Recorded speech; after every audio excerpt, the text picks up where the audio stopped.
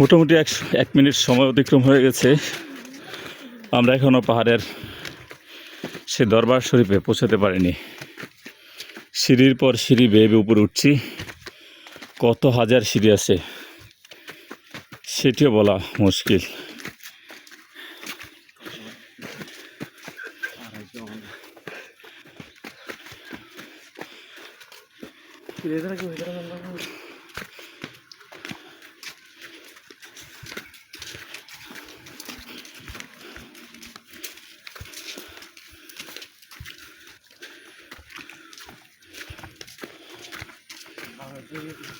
পাহাড়ের চূড়ার এই মাজারের মধ্যে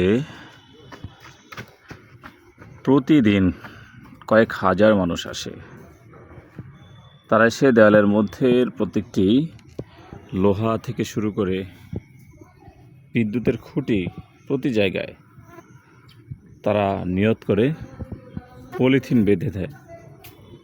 যেই পলিথিন থেকে সুতা বেঁধে দেয়, যে সুতা থেকেই মনে করে তারা তাদের মনের সকল বাসনা এই সুতা বাঁধার মধ্য দিয়ে পূরণ হয়ে থাকে।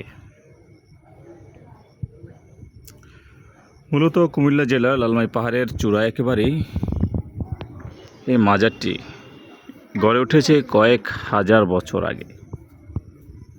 এখানে একটি পুরাতন মসজিদের খোঁজ পেয়েছে, যেটি ধরা হয়েছে এখানে 360 আউলিয়ার মধ্যে প্রায় 2 জন আউলিয়া এই পাহাড়ের চূড়ায় বসবাস করতেন।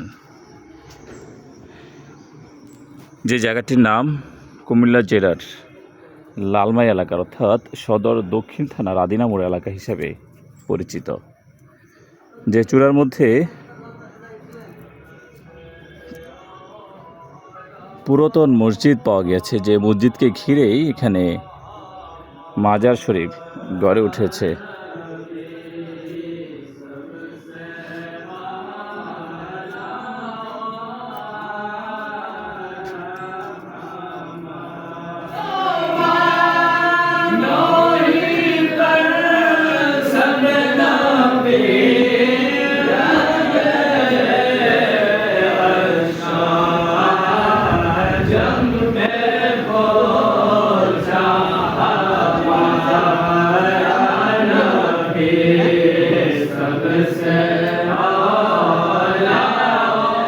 মূলত এই মসজিদটি পাহাড়ের চূড়ার মধ্যেই খোঁজে পেয়েছে এখানের বাসিন্দারা। যে মসজিদের সৌন্দর্য কারুকার্যে গড়ে তোলা হয়েছে। এক স্তম্ভ বিশিষ্ট এই মসজিদটি প্রায়